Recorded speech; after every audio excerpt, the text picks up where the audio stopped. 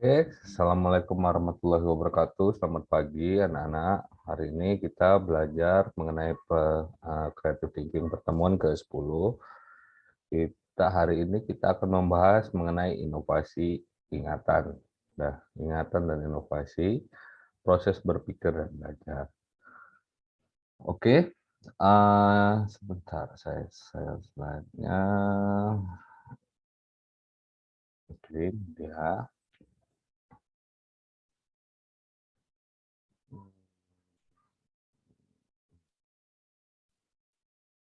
Oke, hari ini kita membahas mengenai ingatan, inovasi, proses berpikir, dan belajar. Oke, kita mulai ya. Pertama, kita bahas tentang ingatan. Apa itu ingatan? Nah, pada umumnya ingatan adalah hubungan pengalaman dengan masa lampau. Dengan adanya kemampuan untuk mengingat, manusia mampu untuk menyimpan dan menimbulkan kembali apa yang telah pernah dialaminya. Walaupun begitu, tidak semua yang pernah dialami oleh manusia akan dapat ditimbulkan kembali. Dengan kata lain, kadang-kadang terdapat hal-hal yang tidak dapat diingat kembali. Nah, jadi itu definisi ingatannya. Ingatan itu ada hubungan pengalaman dengan masa lampau. Nah, jadi bukan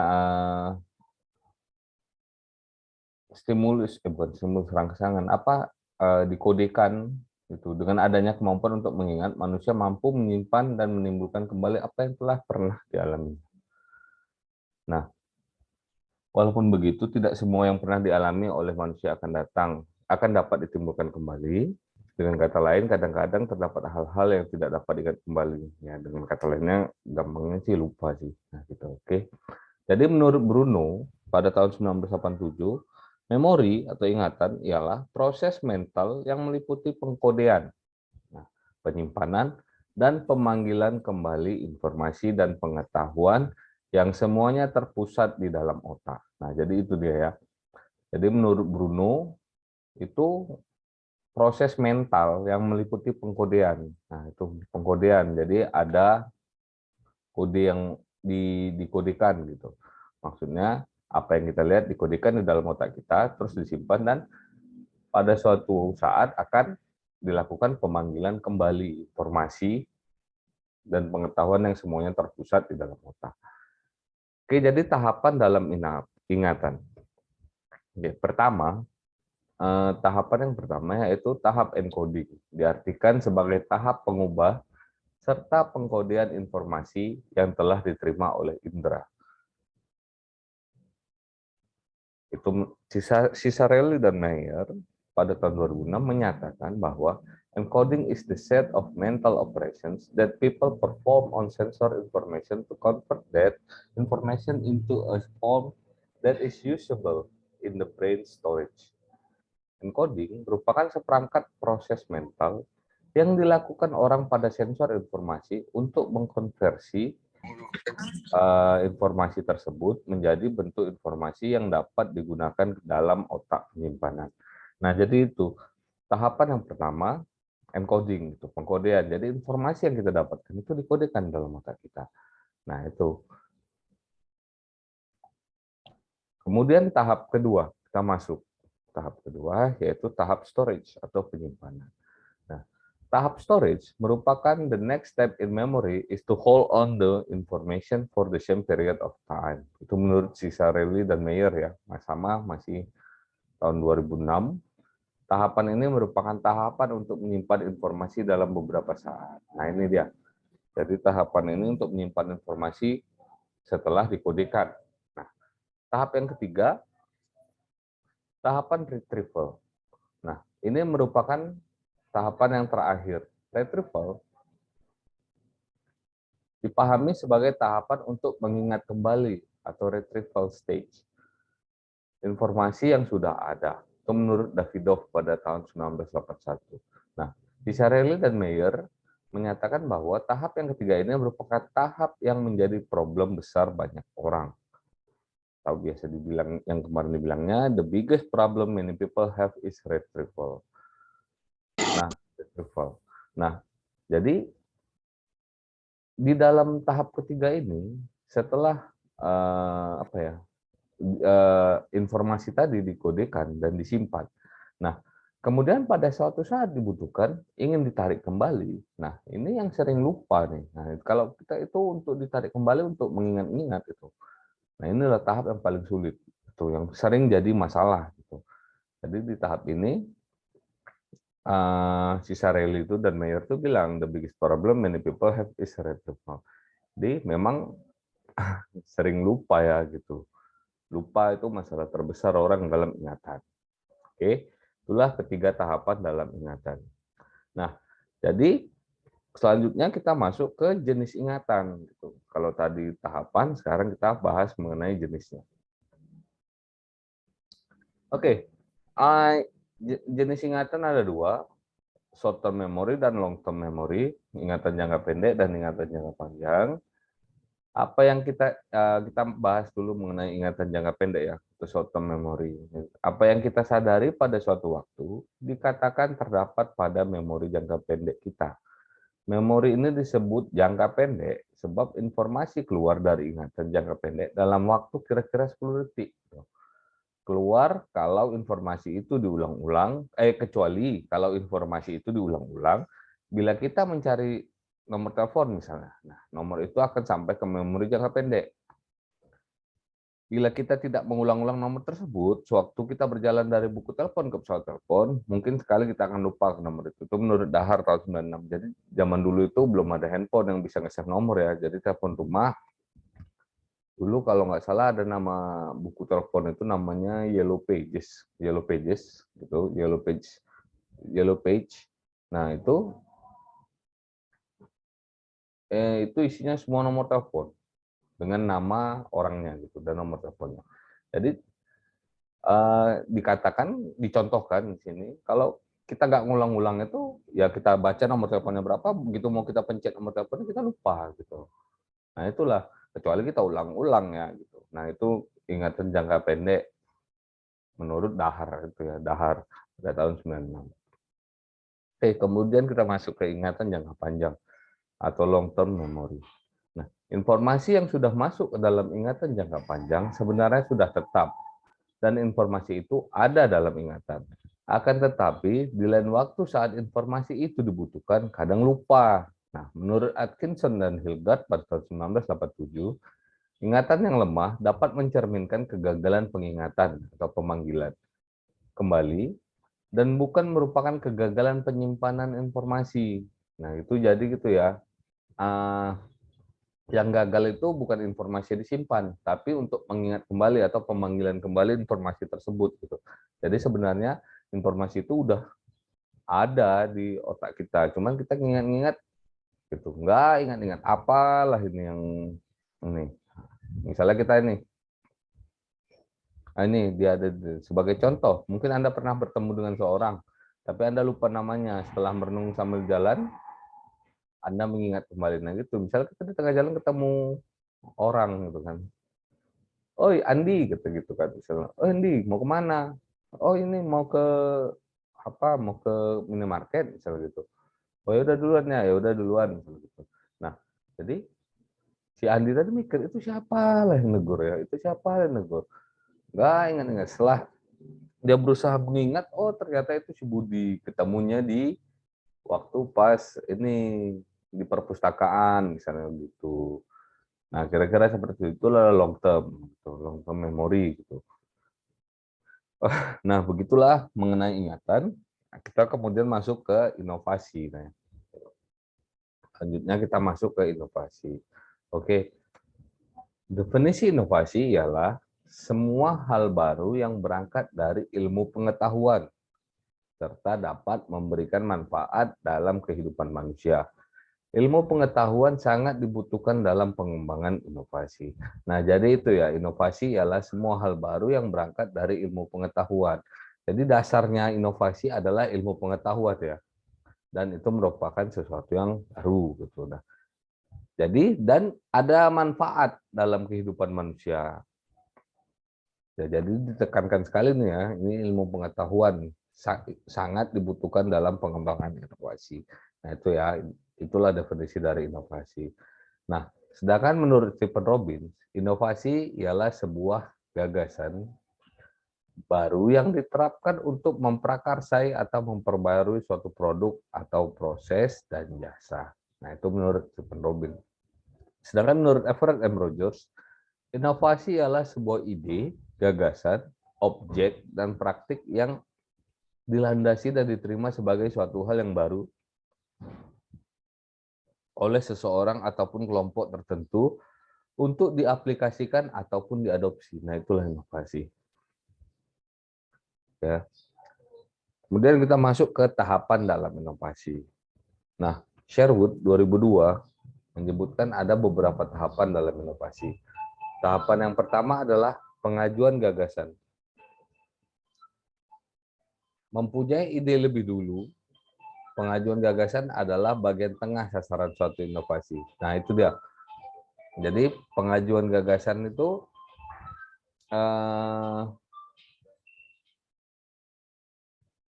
pertama itu pengajuan gagasan ya. Itu Sherwood itu mengatakan pengajuan gagasan tahapannya.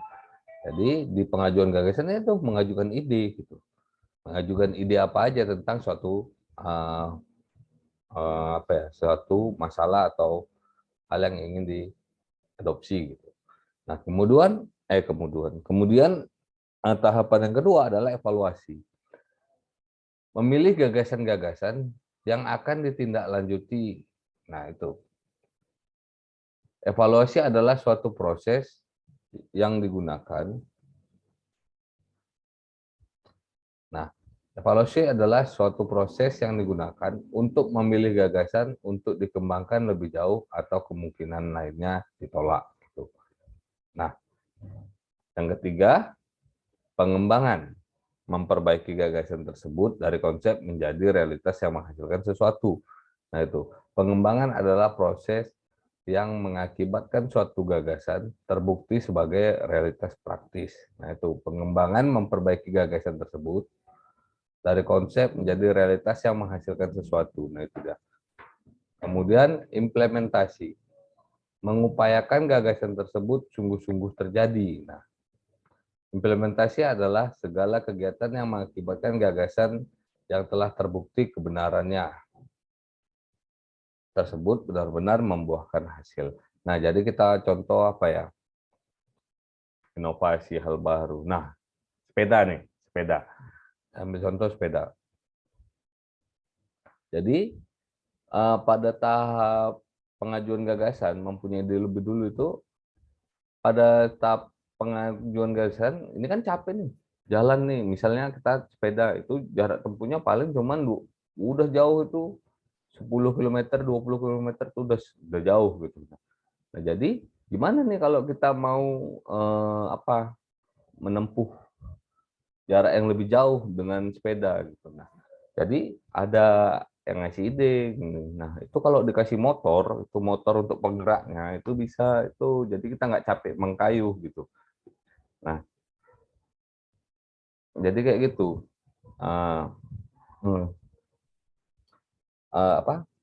Kalau dikasih motor itu nggak capek jadi mengkayu. Misalnya gitulah. Ada terus ide yang lain kalau pedalnya ditukar gitu, inovasi nah gitu, atau ada muncullah banyak gagasan gitu. Nah, kemudian dievaluasi. Kalau dikasih motor, memilih gagasan yang akan ditindaklanjuti dari berbagai gagasan tadi ya, misalnya memilih motor memberikan motor pada sepeda itu gitu. Jadi ada motor penggeraknya, jadi nggak capek untuk mengkayu lagi. Itu gagasan yang pertama. Gagasan yang kedua ya mengubah misalnya gearnya gitu, gearnya jadi kalau dirubah jadi lebih gampang, jadi sekali kayu bisa jalan itu sampai 10 meter misalnya, jadi nggak capek gitu kan.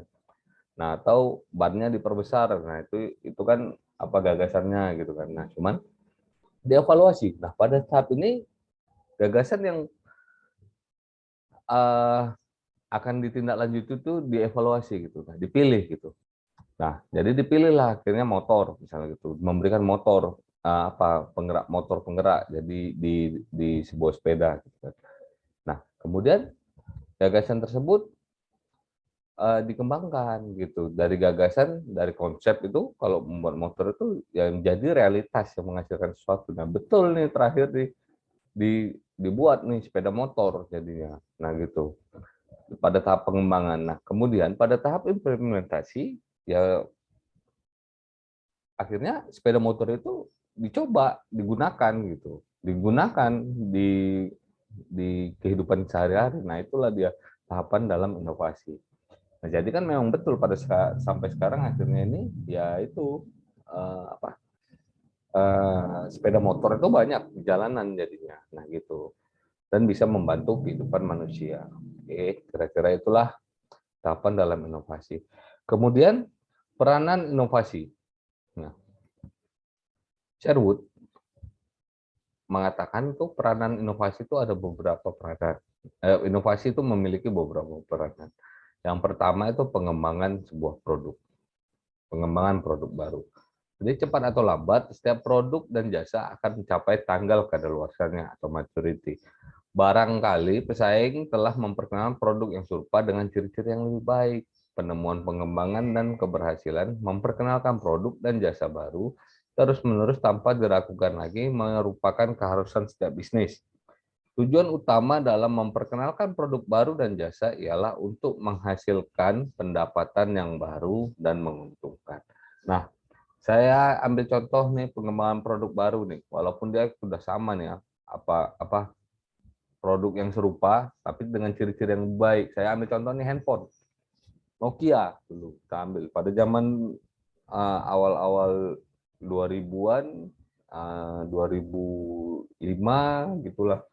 Nokia tuh nggak ada yang bisa nyaingi. Nah, tapi dia kurang berinovasi. Muncullah BlackBerry pada waktu itu 2007 2008 itu muncul BlackBerry dengan inovasi baru, ciri-ciri yang lebih menarik, bisa bisa melakukan pada saat itu BBM gitu ya, BlackBerry Messenger, ada Messenger. Jadi nggak harus SMS gitu, tapi ada BBM yang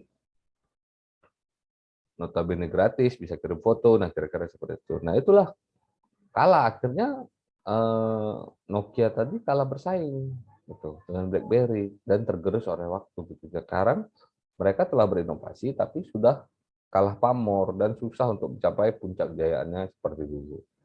Oke, desain proses baru. Proses tidak merujuk pada apa yang dikerjakan melainkan bagaimana mengerjakannya. Nah, misalnya kalau kita ini misalnya contoh sederhana, selama ini kalau kita mau apa ya, mau mesen ini, mau mesen makanan gitu ya kita harus datang ke kedainya gitu. Nah, sekarang enggak, sekarang udah ada apa GoFood gitu, udah ada GrabFood. Jadi kita tinggal pesan melalui aplikasi aja, itu makanan tadi udah sampai gitu. Kita nggak harus sampai mengantri, kita nggak harus sampai berdiri di situ nunggunya lama gitu, enggak, kita tinggal di rumah tenang-tenang nanti diantar gitu. Ya memang ada biayanya, biaya tambahan, tapi kan kita cerita tentang prosesnya gitu. Itu ya contohnya ya. Oke, kemudian kita struktur organisasi baru. Melakukan sesuatu yang baru secara struktural dapat dalam organisasi dapat menyerahkan perubahan peran dan tanggung jawab orang, hak dan kewajiban setiap orang. Nah, jadi sesuatu yang baru ini contoh dulu kalau zaman dulu tuh yang namanya atasan itu bosi, bos gitu. Nah, bos. Jadi bos dengan leader itu berbeda gitu. Jadi kalau bos dia tahu menyuruh ini kalau nggak beres marahi gitu. Nah, tapi sekarang udah mulai berubah mindset yang ditanam gitu sudah mulai ke arah leader gitu. Jadi rangkul bawahan, tunjukkan cara melakukannya. Nah, seperti itu. Jadi struktur organisasinya menjadi baru gitu. Ada sesuatu yang baru gitu, berinovasi. Nah, kira-kira seperti itu contohnya. Nah, bentuk-bentuk hubungan baru, inovasi hubungan seluruhnya adalah masalah desain interaksi yang baru antara orang-orang yang terlepas dari struktur organisasi. Umumnya hubungan ini mempunyai dua jenis, yaitu melintas batas antar organisasi dan dalam organisasi itu sendiri. Nah, hubungan baru gitu. Desain interaksi. Nah, itu tadi kalau misalnya desain interaksinya itu uh, dulu yang namanya atasan itu harus dihormati dan disegani gitu. Sekarang harus ditakuti ya salah masalah. Dulu kalau atasan itu harus ditakuti dan melakukan apa semuanya sesuai perintahnya, sekarang itu yang atasan itu disegani dan dihormati. Dihormati. Nah, kira-kira seperti itu. Tuh hubungannya baru gitu. Jadi strategi bisnis terobosan baru. Strategi seluruhnya terkait dengan upaya memperoleh keunggulan, bersaing, dan bahwa keunggulan bersaing tersebut berasal dari kemampuan melakukan sesuatu yang berbeda dari pesaing. Nah ini, nah itu contohnya terobosan baru itu kalau misalnya kita jualan, misalnya jualan bakso nih kita jualan. Biasanya kita jualan ya cuman menunggu itu saja gitu. Nah, sekarang dia berinovasi dengan mengantar pesanan gitu. Nah, jadi kalau misalnya dipesan itu dia mau antar jemput gitu. Misalnya di daerah ini terpencil belum ada Gojek gitu kan misalnya. Belum ada Gojek. Nah, jadi dia mau antar ke rumah gitu. Baksonya yang dipesan tadi dengan antar ke rumah. Nah, kira-kira seperti itulah. Jadi terobosan baru. Kemudian kita masuk ke selanjutnya tuh tipe-tipe inovasi. Nah, tipe inovasi Abernethy, Clark, dan Titt pada tahun 1993 ada menyebutkan beberapa tipe inovasi. Yang pertama architectural innovation. Inovasi seperti ini terletak pada produk dasar, proses, dan terkait dengan pemasaran yang digunakan sebagai pedoman untuk perkembangan selanjutnya. Oke. Yang kemudian market niche innovation. Nah, inovasi seperti ini membuka peluang pasar baru melalui penggunaan teknologi yang sudah ada untuk mencapai keunggulan kompetitif yang berbeda dengan produk pesaing. Nah, ini sama. Tapi kalau ini dasarnya, ya kan, produk dasar, proses, dan terkait dengan pemasaran, saya rasa sudah jelas ini. Terus ini market niche innovation juga membuka peluang pasar baru melalui penggunaan teknologi yang sudah ada untuk mencapai keunggulan kompetitif. Ya ini kayak Gojek gitu kan, pasar baru gitu. Peluang baru, jadi ya di teknologi gitu. Pasarnya apa? Teknologi sudah untuk mencapai keunggulan kompetitif yang berbeda dengan produk lain. Nah, regular innovation. Inovasi seperti ini melibatkan perubahan yang membangun pada produksi yang sesuai dengan pasar dan pelanggan yang ada. Nah, ini apa inovasi ya itu mengikuti permintaan pelanggan. Kalau misalnya pelanggan apa maunya A ya udah, trennya di A ya udah gitu. Ini mengikuti inovasi. Contoh dulu kemarin demam apa ya, poket kocok misalnya, itu pelanggan banyak nih. Poket kocok itu banyak nih ini inovasinya gitu kan. Reguler udah itu permintaan pasarnya gitu banyak. Mereka pengen sesuatu yang beda gitu, sesuatu yang belum ada misalnya untuk makan enak, berlemak, dingin, enak gitu kan. Udah mengenyangkan gitu dan ya udah itu buat inovasinya sesuai permintaan pasar gitu. Nah, innovation revolutioner. Nah, inovasi yang belum pernah ada sebelumnya namun diterapkan pada pasar dan pelanggan yang ada. Oh, ini dia ini kayak Gojek itu ya. Kan belum pernah ada tuh apa ya? Apa orang yang bisa mesan mesan Gojek, ojek melalui aplikasi ya udah gitu. Karena itu orang itu akhirnya Gojek ada. Oke, sekian mengenai pembahasan kita mengenai perkuliahan kita hari ini mengenai inovasi, ingatan gitu. Ada yang ingin ditanyakan mengenai perkuliahan hari ini? Silakan mengenai pembahasan kita hari ini. Apabila ada yang ingin ditanyakan, silakan. Bahannya bisa kalian download di ini ya, di e-learning. Di e-learning udah saya upload juga. Terus juga jangan lupa isi absen di e-learning.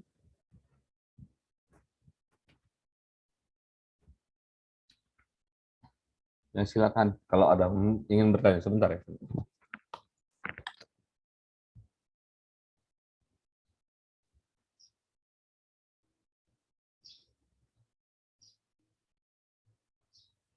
Tiba-tiba kok serius bener.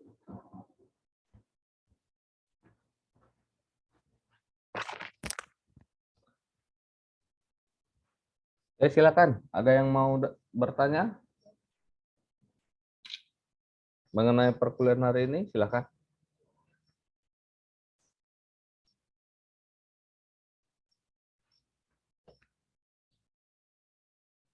Oke, kalau nggak ada yang mau bertanya, terima kasih telah datang di perkuliahan hari ini. Saya harap ilmu yang kita pelajari hari ini bisa berkah dan bermanfaat bagi kita semua.